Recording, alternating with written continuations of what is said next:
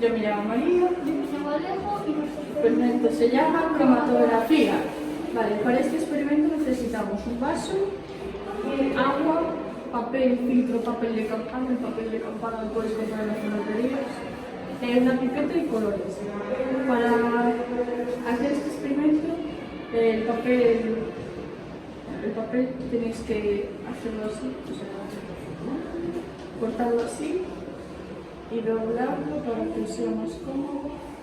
Y vamos a hacer como unas figuritas o los puntitos, como prefiráis.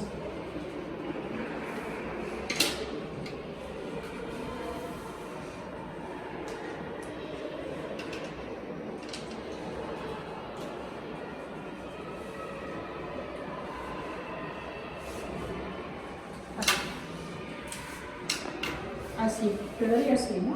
Vale. Y ahora ponemos así el papel, si hace falta ponerlo un poco.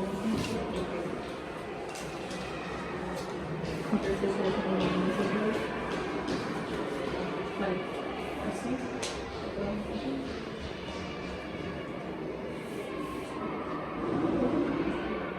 Y los colores tienen que ir como desvaneciéndose O esparciéndose. Así, más o menos. Y vamos a sacar. Y veis, estamos un poco.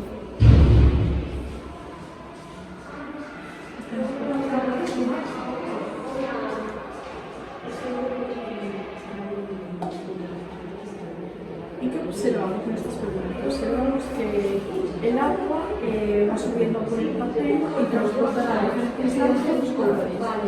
Cromatografía esta técnica es muy eficaz, que sirve para separar las sustancias de una mezcla. Y ya salen nuestros procesos.